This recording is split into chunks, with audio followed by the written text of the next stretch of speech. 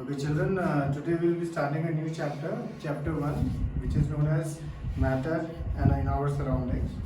First of all, we will understand what is matter. Uh, Anything which occupies space and has mass is called matter. This is written in our textbook, and that is the definition of matter. But to understand the logic behind it, basically anything which we can quantify is a matter. For example, this textbook is a matter, this remote is a matter. But our feelings, suppose I love someone, so that is not matter. Suppose I hate someone, that is also not matter. Suppose smell of perfume. One question comes sometimes, whether smell of perfume is matter or whether smell of particles of perfume is matter. So in that, when smell of particles of when we spray a perfume, then its aerosols are dispersed in the air. So that is matter. Anything which we can quantify, which we can hold in our hand or which we can see is matter. But anything which we can imagine, we say it is not matter. Now, second question comes, suppose one activity is there in our textbook on the first page, which says matter is made up of particles. In this activity, basically, he takes a beaker with some water, and when we put the water inside the beaker, we feel that it is all continuous and all the particles of liquid are together. They may not have any space between them. But when we put some sugar or salt into the beaker and when we mix it, we realize that the particles of sugar and salt, they go in between the bases of the liquid and they mix totally. So this shows that particles of matter has space between them. I've sent you notes. Now in the notes, and whenever there is a question, say write an activity, and below that I have mentioned page of the textbook also and where that activity is written. For example, in this activity 1.1 is there. Now this activity, you don't have to copy it totally from the textbook. You can write it in your own words. The conclusion I have written for you in all the activities. Okay, so that one part you have to do. Similarly, now on the first page only there is one more activity. How small are these particles of matter? For this activity, he takes a bucket with some water, and you know in Holi we play with colors, so he puts some color in this. He takes some powder, okay, and then he puts this powder in the bucket, okay. Suppose it is of red color, okay. Now when he puts the red color powder in the bucket with the water and he mixes it, then this solution becomes of red color, okay. Now what he does, he takes one more bucket, again with plain water, and he puts some color from this, some water from this in this bucket. So what happens when he puts the color in this, the water in this also gets colored. Okay. See, he does this one more time and one more time. He does this 3-4 times. Okay. As you will see in figure 1.2 on page 2, he does this activity through 2-3 times. Each time we see the red color is coming, although slowly it is fading, but it is still coming. This shows that the particles of matter are extremely small. Okay.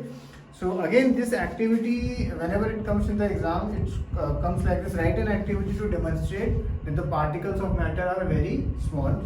So you have to write this activity and then the conclusion. Again, this activity is quite clearly written in the textbook. You can write it from the textbook or you can just write it in your own words. Okay, either way you can do it. Now, whatever the particles of matter are, they have some characteristics. Number one is particles of matter have space between them.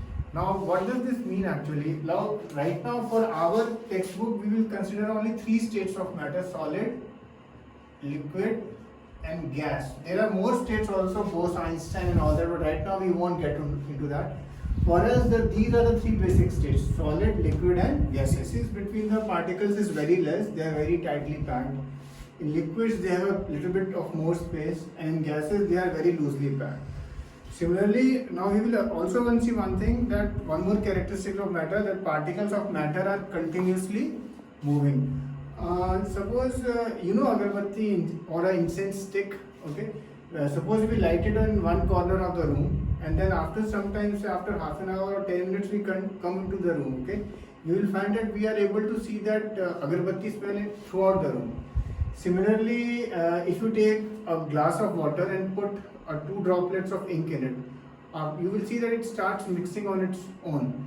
Or even if you put some honey, again it will start mixing also a little bit slowly.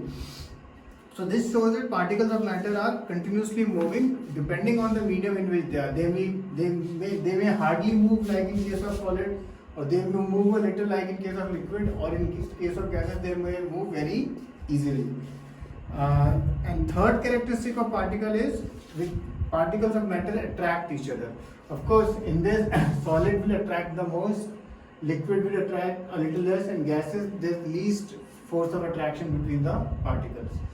Now, if we see page number 3, there is in-text question. There are 4 in-text questions which we are discussing right now. The first one is which we will discuss the least. The first one I would like you to do on your own. Basically, I'll just read the question. Which of the following are matter? For example, chair. Okay, suppose if we see this, a chair is a matter or not, so you have to write yes, it is a matter, or if you think it is not matter, then you have to write no, it is not matter. Okay, so there are 7, 8 similarly air, love, smell, hate. Depending on what we have discussed, you just decide whether it is matter or it is not matter. Okay. Second question is give reasons for the following observations. The smell of hot sizzling food reaches you several meters away, but to get smell from cold food you have to go close. What does this mean basically? Suppose your mom is making some very delicious vegetable, or which you like very much, and when she is making it, you will realize that throughout the house you are able to smell that fragrance of the food. Okay, but suppose she makes a cold sandwich, okay, normal cold sandwich, then you are not able to smell it. So why is it that? Why is this that? The reason is rate of diffusion increases with temperature. So as the temperature is high, the particles move little bit more quickly, and due to which that smell reaches our nostrils. So you have to write as the rate of diffusion is high, we are able to smell the smell of hot sizzling food. Now, next question is a diver is able to cut through water in a swimming pool. What property of matter does this show? Now, if you see, all of you may or may, you must have seen a swimming pool, even if you don't know how to swim, or some of you may also know how to swim. If you dive or if you jump in a pool, you are able to jump and enjoy the pool. It's not that if you are jumping on a cement floor, if you jump, then you will hurt yourself. So why are you able to dive into a pool which is full of liquid water? Because particles of liquid or water have spaces between them, and we are able to dive through it and do the swimming. Next question is, what are the characteristics of particles of matter? And these characteristics are just the 3 characteristics which we have discussed. So these are the 3 characteristics of particles of matter. Now, coming on to the states of matter, whether a substance exists as solid, liquid or gas, that is decided upon the force of attraction between them, the spaces between them. Okay. Now, whenever a solid substance is there, normally, for example, this solid is there. If we keep it in a container, it won't take its shape. But suppose if a liquid is there, if I am drinking in a glass, that water, if I pour in a katori or another utensil, it takes that shape. Okay. And gases, so wherever we put, we can it takes that shape only. It starts moving around in that space at a very high speed. So now I have written for you the properties of solid, liquid and gases. You just have to read those points and you will get a better understanding when does a substance exist as a solid or as a liquid or as a gas. In fact, one activity 1.11 shows one very fundamental property which is different between these 3 states, which is solid, liquid and gas, that is of compressibility. Basically, compressibility means how much you can press anything. For example, this book I can press a little bit but not much. Water you can press a little bit, compress a little bit more, and gases we can compress a lot. So in this activity, basically, if you see here, there is this injection kind of a thing, And for first time he puts some chalk with which you write on the blackboard in it, and he tries to press this piston. When he tries to press the piston, we are not able to press it much. Then we put some water in it, and then we try to press it. Then we realize that we are able to press it a little bit, and in the end he does not put, only air is there. Then we find that we are able to press it a lot. So this shows the difference in compressibility of solids, liquid and gases. Solids we are hardly able to compress, liquids a little bit, and gases the compressibility is the least. Again, this activity you have to write page 1.1.11 activity in your own words, or you can copy from the textbook. And the notes which I am sending are all in the question answer format, so that it is easier for you to understand, and whenever the question is asked in the exam you can answer it easily. Cheers.